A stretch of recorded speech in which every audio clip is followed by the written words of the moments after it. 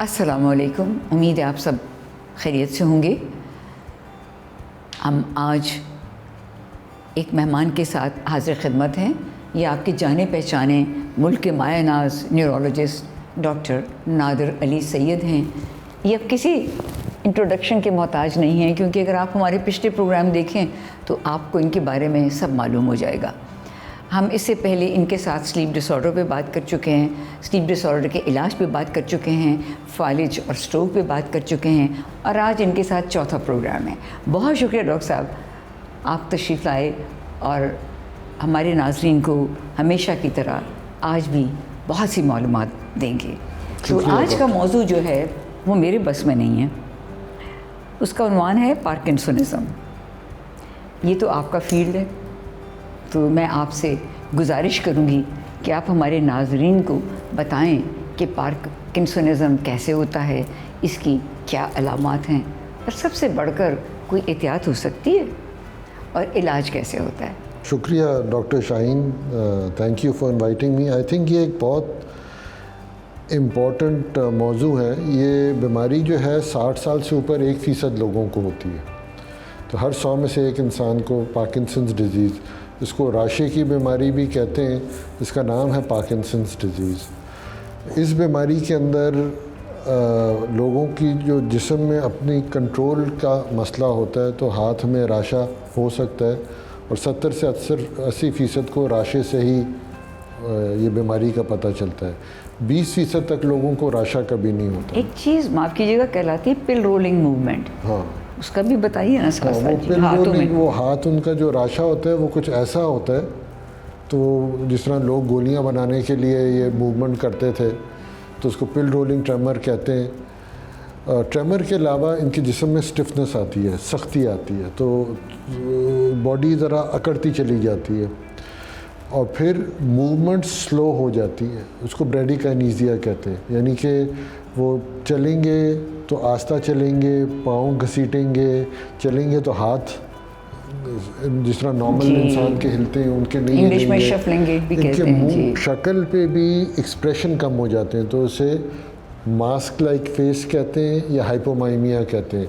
आवाज़ भी धीमी हो जाती है और एक मोनोटनस आवाज़ हो जाती है, अप्स एंड डाउन्स इतने नहीं होते। हैंड राइटिंग छोटी हो जाती है। मूवमेंट के अलावा नॉन मोटर सिम्टम्स भी होते हैं, मसलन कॉन्स्टिपेशन, कब्ज़ अक्सर पार्किंसंस की अलामात से सालों पहले शुरू हो सकता है। ये कुव्वत स्मेलिंग जो ऑल्फैक्शन कहते हैं, स्मेल करने की एबिलिटी, सूंघने की कुव्वत अफेक्ट हो जाती है पेशेंट्स के अंदर। सब में नहीं, मगर काफ़ी पेशेंट्स के अंदर, जिस तरह कोविड का इतना सुना है कि आपकी सूंघने की एबिलिटी मुतासर होती है, सिमिलरली पार्किंसंस के अंदर भी, मगर वो सालों तक चलती रहती है। पार्किंसंस के अंदर एक जो बहुत इम्पॉर्टेंट बात यह है कि बहुत सारी ब्रेन की न्यूरो डिजेनरेटिव बीमारियां होती हैं, जैसे अल्जाइमर डिजीज़ है, जिसमें वो बढ़ती चली जाती हैं और उनका बहुत अच्छा इलाज नहीं है। पार्किंसंस का बहुत अच्छा इलाज अवेलेबल है, और दवाइयाँ ऐसी अवेलेबल हैं जो कि इसकी अलामात को रिवर्स कर सकती हैं। हम बीमारी को ख़त्म नहीं कर सकते, एक दफ़ा पार्किंसंस होगी वो लाइफ लॉन्ग चलेगी। जैसे ब्लड प्रेशर या शुगर की बीमारी बहुत लोगों को होती है और लाइफ लॉन्ग चलती है, तो ये भी एक लाइफ लॉन्ग बीमारी है, मगर सही इलाज से और सही एटीट्यूड अगर पेशेंट और फैमिली रखे तो ये मुमकिन है कि पेशेंट की लाइफ नॉर्मल चलती रहे। बेशक साथ में और चीज़ें इलाज के तौर पे साथ साथ चलेंगी, मगर उनकी लाइफ कोई माजूरी नहीं होगी। उनकी सारी जो चीज़ें, काम वगैरह जो भी चीज़ें कर सकते हैं, वो कंटिन्यू हो सकती हैं बहुत अरसा। इसके इलाज के अंदर कुछ चीज़ें हैं नॉन फार्माकोलॉजिकल, यानी कि गोलियों से और दवाइयों से हट के। उसमें एक चीज़ जो बहुत ज़रूरी है, डेली एक्सरसाइज, रोज़ कम से कम आधा घंटा। और मैं ये कहता हूँ एक्सरसाइज वो चीज़ है जिसमें आपका सांस फूल रहा है। अगर आप बेशक पार्क जाके चहलकदमी कर रहे हैं, आपका सांस नहीं फूल रहा, तो आपकी एक्सरसाइज नहीं हो रही। तो आधे घंटे तक थोड़ा सांस फूलना होता है, क्योंकि सांस फूलने से पता चलता है ऑक्सीजन ज़्यादा जा रही है, दिल पंप कर रहा है, तो जिस्म ताकत पकड़ता है उस तरह।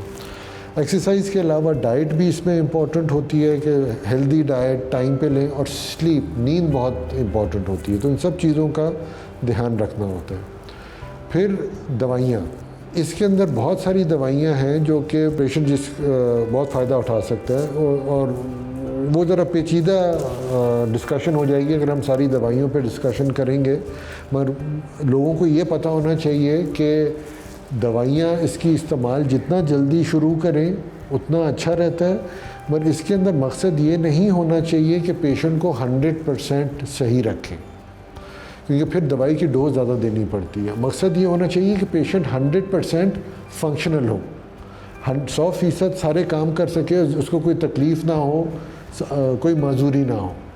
क्योंकि अगर आप 100% एक एक अलामत को चेज़ करेंगे तो फिर आप 1, 2, 3 साल में फंस जाएंगे।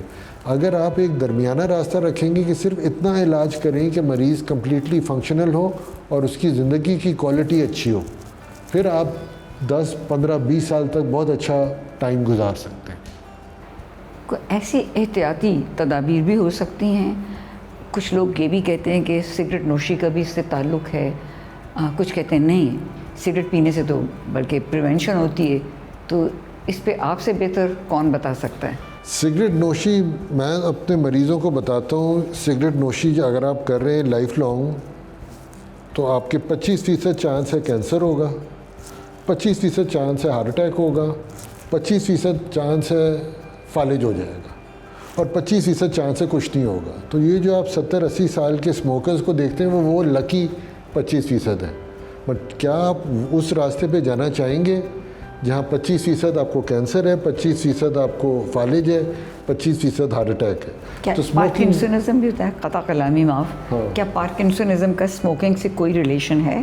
पार्किंसनिज्म का एक तरीके से ये रिलेशनशिप है कि कुछ स्टडीज़ में देखा गया जो स्मोकर्स हैं उनके चांसेस पार्किंसनिज्म के थोड़े से कम हैं, मगर स्मोकिंग का जो नुकसान है वो इतना बड़ा है जी बिल्कुल, आप कि वो चीज़ जो है ना बिल्कुल धुल जाती है। बिल्कुल आप सही कह रहे हैं। कुछ ऐसी भी रिसर्च हुई है जिसमें बताया गया है कि पार्किंसनिज्म के लोगों को डिमेंशिया के चांसेस भी हो जाते हैं, दूसरा डिप्रेशन भी हो जाती है। तो आपकी क्या राय है? तो पार्किंसंस के अंदर एक तो है मूवमेंट रिलेटेड जो मोटर सिम्टम्स कहते हैं, फिर नॉन मोटर सिम्टम्स कहते हैं। डिमेंशिया पार्किंसंस के अंदर हो सकता है मगर वो काफ़ी आगे जाकर होता है जी, और आमतौर पे माइल्ड होता है और पेशेंट एक्सपेक्ट कर सकता है कि वो फंक्शनल रहेगा जी। मगर हाँ, डिमेंशिया के चांसेस जैसे जैसे टाइम गुजरता जाता है होते हैं। वैसे भी अगर हम देखें 85 साल पे 25% लोगों को अल्जाइमर्स डिजीज़ होती है, तो ये तो एजिंग के साथ डिमेंशिया वैसे बिल्कुल ही बिल्कुल। तो मैं तो ये बल्कि चीज़ इंग्लैंड में तो कहते हैं 80 के बाद हाँ 20 to 25% चांसेस हैं। बिल्कुल। वहाँ लोग 100 साल ज़िंदा रहते हैं, हाँ। अच्छा खाना मिलता है, अच्छी ताज़ी हवा है, ना वहाँ बिजली जाती है, ना वहाँ फ़ोन ख़राब होते हैं, ना आपको लोगों के पीछे भागना पड़ता है, ना सिफारिश का सिस्टम है, सबकी बारी आ जाती है और सबको एक बराबरी हासिल है। तो इस वजह से उसके बावजूद भी यानी उनकी उम्र इसलिए बहुत लंबी होती है दूसरे ममालिक से जहाँ इतनी सहूलियात हों, तो जाहिर है फिर उनमें ज़्यादा डिमेंशिया है और उतने ही नर्सिंग होम है वहाँ पर। बिल्कुल। और बड़ी अच्छी बिजनेस है जो प्राइवेट नर्सिंग होम खोल के बैठे हुए हैं और वहाँ यहाँ भी बच्चे माँ बाप को नहीं पूछते। तो इंग्लैंड में तो ख़ास तौर पर पहला काम यही होता है, कुछ होता है तो वहाँ जाके डंप कराओ। तो अच्छा होता है कि इंसान अपनी सेहत का ख्याल रखे। लंबी उम्र से ज़्यादा ज़रूरी है कि जो भी उम्र हो वो सेहत से गुजरे। क्या ख्याल है? बिल्कुल और सेहत बहुत बड़ी नेमत है, बहुत बड़ी नेमत है। और आपने बहुत अच्छी बात बताई कि वहाँ के सिस्टम्स कितने अच्छे हैं, मगर मैं तो ये कहता हूँ कि आपका मुल्क आपकी माँ की तरह है। वो आपकी माँ पतली है, मोटी है, गोरी है, काली है, आपकी माँ है, and you can't get away from that. तो मैं भी तो इसीलिए बैठी हूँ और आप भी इसीलिए यहाँ और तो कोई जवाब ही नहीं बनता। अब मादर वतन है, इस मुल्क की मिट्टी से कुछ ऐसा प्यार है कि दुनिया के किसी भी हिस्से में जाओ तो अपना घर ज़रूर याद आता है और वापस आने की एक कशिश होती है। और बहुत अच्छा लगता है कि जब हम लोगों की खिदमत करते हैं बाहर के ममालिक में, तो उन्हें बहुत से डॉक्टर मिल जाते हैं और बहुत से हमारे अच्छे डॉक्टर मुल्क से चले गए हैं। तो जो हैं उन्हें लोगों की खिदमत करके जो सुकून, जो राहत, जो तस्कीन मिलती है वो बाहर के ममालिक में नहीं मिल सकती। क्या ख्याल है? बिल्कुल सही बात। तो इसी अच्छे ख्याल के साथ हम अपने नाज़रीन से इजाज़त देते हैं। आपका बहुत बहुत शुक्रिया। आपको बार बार फिर ज़हमत देंगे, ये मत समझिएगा कि आज आखिरी बार बुलाया है। बहुत से अहम मौजू बाकी हैं जिन पर आप रोशनी डाल सकते हैं मुझसे भी बेहतर। तो इंशाअल्लाह अनक़रीब आपको फिर ज़हमत देंगे। मुझे और डॉक्टर नादिर अली सैयद को इजाज़त दीजिए। अगले प्रोग्राम तक अपना बहुत सा ख्याल रखिएगा। अल्लाह हाफ़िज़।